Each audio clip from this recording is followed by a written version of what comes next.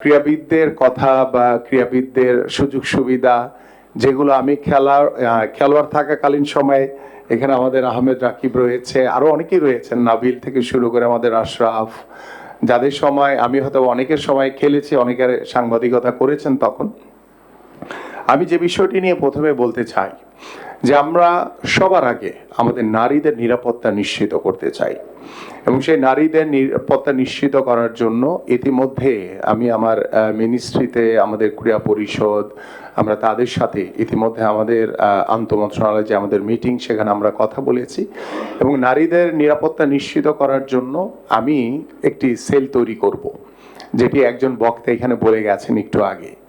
So সেখানে আমাদের নারীদের নিরাপত্তা থেকে শুরু করে আমাদের নারীদের কি পরিমাণ প্রত্যেকটি স্পোর্টসে কিভাবে সুযোগ সুবিধা বাড়ানো যায়, তাদের ফ্যামিলিয়াল কি সমস্যা রয়েছে, তাদের খেলাকে আরো বেশি তারা যাতে ভালোভাবে তাদের নিজেদেরকে তুলে ধরতে পারে, সে বিষয়গুলো তাদেরকে যত প্রকারের ফ্যাসিলিটিস দেওয়া দরকার সেই ফ্যাসিলিটিসগুলো আমরা তাদেরকে দিতে চাই।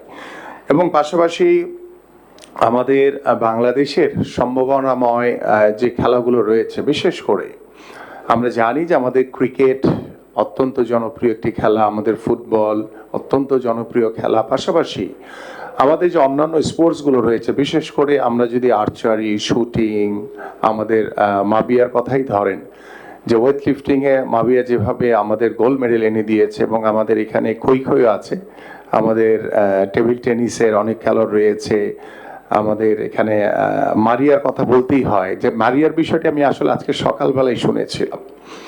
সকালবেলা শুনেই যখন আমি আমার মন্ত্রণালয়ে গিয়েছি, তাৎক্ষণিকভাবে আমি আমার সচিব এবং আমাদের ক্রীড়া পরিষদের যে নির্বাহী পরিচালক আছে তাকে ডেকে এনে বলেছি যে আমরা আগামীকালকেই মারিয়ার যে সহযোগিতা দরকার, আমরা সেই মারিয়ার সহযোগিতার একটি অংশ আমরা আমাদের এনএসসি থেকে করবো ইনশাল্লাহ আগামীকালকেই। পাশাপাশি মারিয়ার জন্য একটি স্পন্সরের ব্যবস্থা আমি করে এসেছি, ইনশাল্লাহ মারিয়া আগামীকাল থেকে একটি স্থায়ী স্পন্সরের ব্যবস্থা তার জন্য হয়ে যাবে ইনশাল্লাহ। এবং পাশাপাশি আমাদের জান্নাত যে বক্সার, সে বলেছে যে বিশ্বের ভিতরে 20তম, এটি অনেক বড় একটি বিষয়, বাট আমরা এই বিষয়গুলো আমরা আসলে জানি না। আমাদের সেই মিডিয়া বা আপনারা যারা এখানে মিডিয়ার কাজ করছেন, এই বিষয়গুলো যদি আমরা মিডিয়ার মাধ্যমে যদি আমরা দেশের মানুষের কাছে পৌঁছাতে পারি, তাহলে কিন্তু এই জান্নাতদের মতো আরো অনেক প্রতিভাবান খেলোয়াড় রয়েছে যারা অনেক দূর এগিয়ে যেতে পারে। সো সেই রাস্তাটি আমরা তৈরি করে দিতে চাই। আমরা চাই যে আমাদের বাংলাদেশে পুরুষদের পাশাপাশি আমাদের নারীরা যাতে সমানভাবে এগিয়ে যেতে পারে। এবং স্পেশালি যেহেতু আমি একজন ক্রীড়াবিদ, আমি যে বিষয়টি এখন উপস্থাপন করব আপনাদের সামনে, আপনি সকলে ইতিমধ্যে জানেন যে আমাদের বাংলাদেশ জাতীয়তাবাদী দল বিএনপির আমাদের যে নির্বাচনী ইশতেহার স্পোর্টসের, এবং আপনারা শুনে সবচেয়ে বেশি খুশি হবেন যে বাংলাদেশের দেশ গড়ার যে 8টি পরিকল্পনার ভিতরে স্পোর্টসকে আমাদের মাননীয় প্রধানমন্ত্রী সর্বোচ্চ গুরুত্ব দিয়েছেন, এবং সেই গুরুত্বকে সামনে রেখে তিনি আমাদের এই খেলোয়াড় যারা বাংলাদেশকে রিপ্রেজেন্ট করে, যারা দেশের সম্মান বিদেশের মাটি থেকে নিয়ে আসে, আমরা সেই সকল জাতীয় খেলোয়াড়দেরকে বেতন কাঠামোর ভিতরে নিয়ে আসার ইতিমধ্যে পরিকল্পনা করেছি, এবং আমরা দ্রুত সময়ের ভিতরে ইনশাল্লাহ আমাদের নীতিমালা তৈরি হয়ে গেছে, এবং আমাদের টোটাল আমরা প্রায় 500 জন খেলোয়াড়দেরকে আমরা প্রাথমিক পর্যায়ে আমরা বেতন কাঠামোর ভিতরে নিয়ে আসবো। সেখানে আমাদের football, cricket, archery, shooting, volleyball থেকে শুরু করে যা যা আছে, আমাদের বক্সিং, আমাদের মারিয়াদের মতো প্রতিভাবান যারা খেলোয়াড় রয়েছে, আমাদের টেবিল টেনিস থেকে শুরু করে আমাদের অন্যান্য যে খেলাগুলো রয়েছে, সকল খেলাধুলাকে আমরা সমানভাবে গুরুত্ব দিয়ে এগিয়ে নিয়ে যেতে চাই। শুধু ফুটবল আর ক্রিকেট না, আমাদের একজন ক্রীড়াবিদ ইতিমধ্যে বলেছে যে শুধু ফুটবল আর ক্রিকেট কেন খেলি না আমরা, কেন অন্য স্পোর্টসকে এগিয়ে নিয়ে যাওয়া হয় না। আমি জাস্ট বেশি দিন হয়নি, এবং আমাদের মাননীয় প্রধানমন্ত্রী অত্যন্ত আশাবাদী, এবং তিনি অত্যন্ত স্পোর্টসকে গুরুত্ব দিয়ে এগিয়ে নিয়ে যাওয়ার জন্য যে নির্দেশনা আমাকে দিয়েছেন, আমি যথাসাধ্যভাবে চেষ্টা করছি যে আমাদের ক্রীড়াঙ্গনে একটি নতুন পরিবেশ তৈরি করতে, এবং যে ক্রীড়াঙ্গন হবে নিরাপদ এবং সুশাসন প্রতিষ্ঠার মাধ্যমে আমরা একটি ক্রীড়াঙ্গনের একটি নতুন পরিবেশ তৈরি করতে চাই, একটি আস্থা বিশ্বাসের জায়গা তৈরি করতে চাই। এবং আপনারা জেনে খুশি হবেন যে আমাদের বেতন কাঠামোর ভিতরে আনার পাশাপাশি আমাদের একটি ট্যাগলাইন রয়েছে যে ক্রিয়া হলে পেশা, পরিবার পাবে ভরসা। সেই ভরসার জায়গাটি আমি আপনাদের পরিবারের জন্য নিশ্চিত করতে চাই। আল্লাহ যদি আমাদেরকে কবুল করে ইনশাআল্লাহ সুন্দরভাবে আমরা যাতে সকলের সহযোগিতা নিয়ে আমরা যাতে পরিচালিত করতে পারি। পাশাপাশি আমাদের জাতীয় শিক্ষাক্রমে আমরা ৪র্থ শ্রেণী থেকে খেলাধুলাকে বাধ্যতামূলক করতে যাচ্ছি। এটি প্রাথমিক পর্যায়ে ইতিমধ্যে আমরা 7টি ইভেন্টকে আমরা বাধ্যতামূলক করব এবং সেই বাধ্যতামূলক করার মাধ্যমে আমরা দৃঢ়ভাবে বিশ্বাস করি, আপনারা যদি একটু নিজেরাই চিন্তা করেন যে ৪র্থ শ্রেণী থেকে যখন একটি ছেলে বা একটি মেয়ে যে কোনো একটি খেলাকে বেছে নিয়ে তার বাংলা, অঙ্ক, ইংলিশ বা যে কোনো সাবজেক্টে সে যেইভাবে পাশ করে, ঠিক ওই খেলাতেও তাকে কিন্তু পাশ করে তাকে পরীক্ষা উত্তীর্ণ হতে হবে।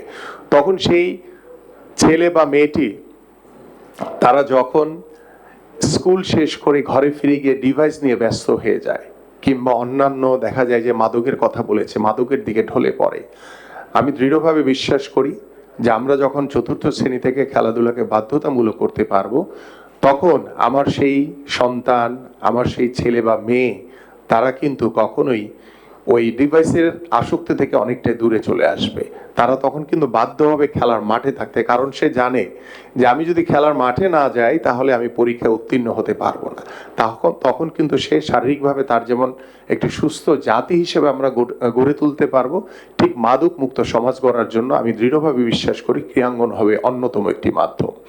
ঠিক এইভাবে আমাদের যারা আমরা খেলোয়াড়, দেখা যায় যে আমরা খেলা ছেড়ে দেওয়ার পরে বা খেলা চলাকালীন সময় আমাদের অনেক কদর থাকে। যখন আমরা খেলা ছেড়ে দিই তখন কিন্তু আমাদের কদর কমে যায়। তখন হয়তোবা আপনাদের মতো যারা রয়েছে তারা হয়তোবা মানে খেলা চলাকালীন সময় বিয়ে হয়ে সে হয়তোবা ঘর সংসারী হয়ে যায়, কিংবা তার কোনো কিছু করার সুযোগ থাকে না, কিংবা আমাদের যারা ছেলেরা রয়েছে তারা হয়তোবা খেলা ছেড়ে দেওয়ার পরে কেউ হয়তোবা গ্রামের বাড়ি চলে যায়, কেউ হয়তোবা দোকান দিয়ে বসে, কেউ হয়তোবা বিদেশে চলে যায়। কারণ সবাই তো আর ন্যাশনাল টিমের যে ফুটবল বা ক্রিকেট যেভাবে হয়তোবা তারা ফোকাসড বা তারা যেভাবে ফাইন্যান্সিয়াল সলভেন্ট, আমাদের অন্যান্য স্পোর্টসগুলোতে কিন্তু সেভাবে আপনারা কিন্তু ফাইন্যান্সিয়ালি সলভেন্ট না। যার কারণেই আমাদের সরকার এবং আমাদের মাননীয় প্রধানমন্ত্রী তিনি চিন্তা করেছে যে আমরা সর্বপ্রথম খেলোয়াড়দেরকে একটি বেতন কাঠামোর ভিতরে নিয়ে আসতে চাই, যাতে আমাদের প্রত্যেকটি খেলাকে আমরা সমান গুরুত্ব দিতে চাই। আমার ক্রিকেটার যে বেতন পাবে, আমার কিন্তু সেই শুটিং এর কিংবা আর্চারি সেই ক্রীড়াবিদও কিন্তু একই বেতন পাবে। এখানে কোনো বৈষম্য আমরা করব না। এবং আমাদের আপনারা জানেন সকলেই যে ফুটবল বা ক্রিকেট ছাড়া অন্যান্য বা হকি মোটামুটি আছে, কিন্তু তারপরও সেই যথার্থ আমি বলবো না। আমাদের অন্যান্য ফেডারেশনগুলো কিন্তু আসলে আর্থিকভাবে ওইভাবে স্বাবলম্বী না।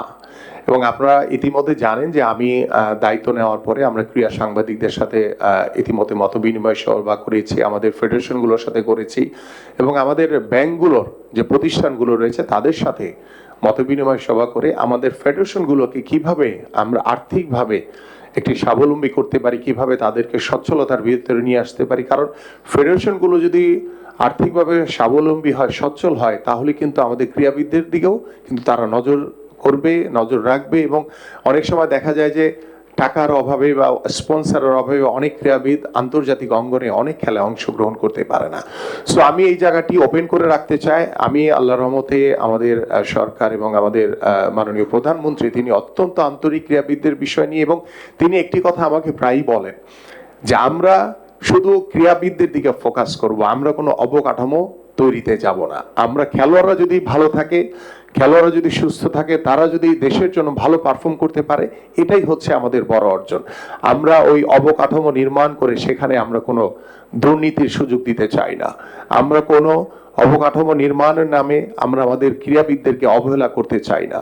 আমরা চাই আমাদের যে সকল ক্রীড়াবিদ আজকে এখানে বসে আছে, আমাদের নারী ক্রীড়াবিদরা, তাদের হাত ধরে আমাদের ইতিমধ্যে ক্রিকেটে যেভাবে অনেক দূর এগিয়ে গেছে, আমাদের ফুটবলে যেখানে আমাদের ছেলেরা, আমরা সেই লাস্ট সাব চ্যাম্পিয়ন হয়েছি 2003 সালে, সাব গেমস চ্যাম্পিয়ন হয়েছে 2010 সালে, এরপরে কিন্তু আমাদের সাব ফুটবলে পুরুষদের কোনো সাফল্য নেই। সেখানে আমাদের মেয়েরা কিন্তু অনেক দূর এগিয়ে গেছে। আমরা দেখেছি আমাদের শুটিং এর মেয়েরা কিভাবে এগিয়ে গেছে, আমাদের আর্চারির মেয়েরা কিভাবে এগিয়ে গেছে, আমাদের এখানে মাভিয়ার মতো যারা রয়েছে, যারা ট্রাই অ্যাথলেট, তাদের মতো মেয়েরা কিভাবে এগিয়ে গেছে, আমাদের টেবিল টেনিসের মেয়েরা কিভাবে এগিয়ে যাচ্ছে। এবং আমি আজকে আসলে একজনকে খুব মিস করছি, আমি জানি না তাকে হয়তো বা বলা হয় নাই, আমাদের যে প্যারা অলিম্পিকের চৈতি রানী দেব, আমি তাকে এখানে এক্সপেক্ট করছিলাম যে সে থাকলে তার হাত দিয়ে কিন্তু আমরা 2টি গোল্ড মেডেল পেয়েছি। এই যে সাফল্য, নারীদের যে অগ্রযাত্রা, নারীদের যে এগিয়ে যাওয়ার জন্য আমি আমার মন্ত্রণালয়ের পক্ষ থেকে ইতিমধ্যে আমরা বেশ কিছু পদক্ষেপ নিয়েছি এবং আপনারা সকলে শুনে খুশি হবেন যে আমাদের শহীদ রাষ্ট্রপতি জিয়াউর রহমান তিনি 80-র দশকে নতুন করে একটি সাংস্কৃতিক অনুষ্ঠান করেছিলেন। আমাদের তখন জাস্ট জন্ম হয়েছে আর কি। তখন সেই সাংস্কৃতিক অঙ্গনের পরবর্তীতে কিন্তু অনেক প্রতিভাবান সাংস্কৃতিক ব্যক্তিত্ব আমরা পেয়েছি। ঠিক এই আদলেই আমরা এপ্রিলের মিডল অফ এপ্রিল কিংবা এপ্রিলের শেষের দিকে আমাদের মাননীয় প্রধানমন্ত্রীর অনুমতিক্রমে আমরা নতুন করে স্পোর্টসের একটি কর্মসূচি শুরু করতে যাচ্ছি সারা বাংলাদেশ ব্যাপী, এবং সেখানে 12 থেকে 14 বছরের ছেলে এবং নারী ক্রীড়াবিদরা তারা অংশগ্রহণ করবে। এবং আমরা যেহেতু প্রথমে শুরু করতে যাচ্ছি, আমরা হয়তো বা 6টি থেকে 7টি ইভেন্টকে সামনে রেখে এগোবো। পরবর্তীতে পর্যায়ক্রমে আমরা সকল ইভেন্টকে, কারণ আমরা যদি সেই উপজেলা লেভেলে কিন্তু সকল খেলোয়াড়ের কিন্তু সেই সকল সুযোগ সুবিধা নেই। আমি চাইলেই সেখানে আর্চারি করতে পারবো না, আমি চাইলেই শুটিং এর ব্যবস্থা করতে পারবো না। সো এগুলোকে আমরা বাৎসরিক একটি ক্যালেন্ডারের ভিতরে আমাদের অলিম্পিকে বা এশিয়ান গেমসে বা সাফে যে ধরনের স্পোর্টসে আমাদের পদক পাওয়ার অনেক বেশি সুযোগ রয়েছে, আমি যেমন বললাম যে আর্চারি, শুটিং কিংবা অন্যান্য যে স্পোর্টসগুলো রয়েছে, টেবিল টেনিস বা অন্যান্য যে স্পোর্টসগুলো রয়েছে, সেগুলোকে আমরা সর্বোচ্চ গুরুত্ব দিয়ে একটি বাৎসরিক ক্যালেন্ডারের ভিতরে আমাদের এই নারী ক্রীড়াবিদরা যাতে সারা বছর একটি প্রশিক্ষণের ভিতরে এবং তাদের সকল সুযোগ সুবিধা নিশ্চিতকরণের মাধ্যমে আমরা যাতে সামনের দিকে এগিয়ে যেতে পারি, সে বিষয় নিয়ে ইতিমধ্যে আমি কর্মপরিকল্পনা হাতে নিয়েছি। যেহেতু আমরা মাত্র বসেছি, আমি যেহেতু একজন ক্রীড়াবিদ, আমি একজন ক্রীড়াবিদের ভালো মন্দ এগুলো বোঝার মতো সেই মানসিকতা আমার রয়েছে, এবং আমার সবকিছুই কিন্তু আপনাদের জন্য। আমার ক্রীড়াবিদরা যদি ভালো থাকে তাহলে আমরা সবাই ভালো থাকবো, আমার দেশ অনেক দূর এগিয়ে যেতে পারবে। এবং আমি যে নতুন করে স্পোর্টসের কথা বলছিলাম, সেটা আমরা উপজেলা পর্যায় থেকে শুরু করে আমরা জেলা পর্যায়ে, বিভাগীয় পর্যায়ে, তারপরে সর্বশেষ জাতীয় পর্যায়ে এসে আমরা শেষ করব। এবং আপনারা জানেন যে আমাদের মাঠের অনেক অভাব। ইতিমধ্যে আমরা সিদ্ধান্ত নিয়েছি ঢাকা মহানগরী সহ সারা বাংলাদেশের মহানগরীগুলোতে যে প্রত্যেকটি 2টি ওয়ার্ডের মাঝখানে 3 থেকে 4 বিঘা জায়গা সরকারিভাবে অ্যাকোয়ার করে আমরা এখানে খেলার মাঠের উপযোগী মাঠ তৈরি করে দিতে চাই, এবং মাঠের চারপাশে আমরা ওয়াকওয়ে তৈরি করতে চাই। এবং সেই ওয়াকওয়েতে আমাদের বয়োজ্যেষ্ঠ বাবা মারা তারা হেঁটে তাদের শরীরকে সুস্থ রাখতে পারবে। পাশাপাশি আমাদের গ্রামীণ জনপদে অনেক খালি জায়গা রয়েছে। বিগত সময় আমরা কি দেখেছি যে যেখানেই খালি জায়গা ছিল সেখানে স্থাপনা তৈরি করেছে, বাট আমরা এটার উল্টা পথে হাঁটতে চাই। আমরা যেখানে খালি জায়গা পাবো সেখানে আমরা খেলার মাঠ তৈরি করতে চাই, এবং সেই খেলার মাঠ সংরক্ষণের মাধ্যমে আমরা প্রত্যেকটি তৃণমূলে খেলাধুলাকে ছড়িয়ে দিয়ে আমরা ক্রীড়াঙ্গনের মাধ্যমে আগামীর বাংলাদেশের রাজনীতিতে, বাংলাদেশের সমাজ ব্যবস্থাপনায়, আমাদের পারিবারিক ব্যবস্থাপনায় আমরা গুণগত পরিবর্তন আনতে চাই। এবং আমি যে সমস্যাগুলো ইতিমধ্যে কিছু বিষয় নোট করেছি, এবং আমাদের ইমা আলী যে বিষয়টি বললো যে টাকা চেয়েছে, এটি আমি শুনে সারপ্রাইজড যে একজন ক্রীড়াবিদকে তার যোগ্যতা দিয়ে সে বিদেশে যাবে, আন্তর্জাতিক খেলা অংশগ্রহণ করবে, বাট তাকে পাঠানোর জন্য উল্টা সংগঠক থেকে, আমি পরে জেনে নিব নামটাকে, তার বিরুদ্ধে আমি ডেফিনেটলি ব্যবস্থা নিব ইনশাল্লাহ।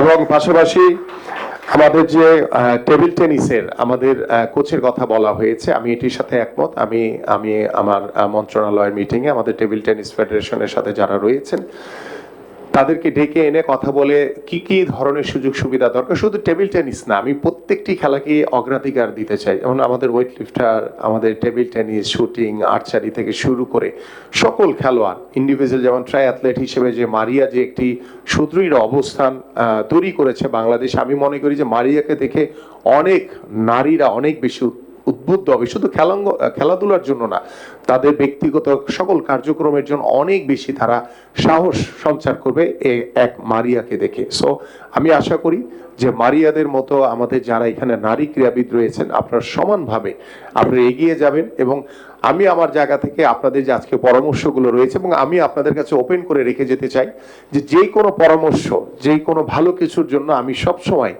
আপনাদের পাশে রয়েছি, আমাদের সরকার আপনাদের পাশে রয়েছে, এবং আপনাদের সকল পরামর্শ আমরা অত্যন্ত গুরুত্বের সহিত বিবেচনা করে আমরা আস্তে আস্তে করে আমরা রাতারাতি পরিবর্তন আনতে পারবো না, বাট আমাদের লক্ষ্য এবং উদ্দেশ্য আছে যে আমরা শুরুটা করতে চাই, যেটা বিগত 20 বছর 25 বছর ধরে বা আমি যখন খেলেছি তখন থেকে আমরা অনেক বিষয়গুলো বলে এসেছি। আমাদের অনেক সীমাবদ্ধতার কারণে হয়তো বা হয়ে ওঠেনি, বাট আমাদের বর্তমান মাননীয় প্রধানমন্ত্রী তিনি অত্যন্ত আন্তরিক খেলাধুলার বিষয় নিয়ে, এবং তিনি খেলাধুলাকে অসম্ভব পছন্দ করেন, এবং তিনি পারিবারিকভাবে তাদের পরিবারের সকলেই খেলাধুলাকে সর্বোচ্চ গুরুত্ব দিয়ে এগিয়ে নিয়ে যাওয়ার জন্য যে নির্দেশনা আমাকে দিয়েছেন, আমি আশা করি আপনাদেরকে সাথে রেখে, আপনাদেরকে পাশে রেখে আমাদের বাংলাদেশের ক্রীড়াঙ্গনে একটি নতুন দিক আমরা উন্মোচন করতে পারবো।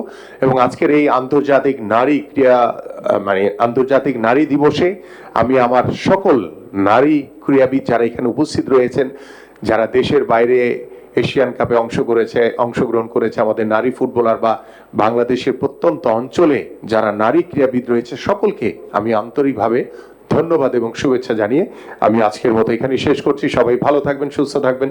বাংলাদেশ জিন্দাবাদ।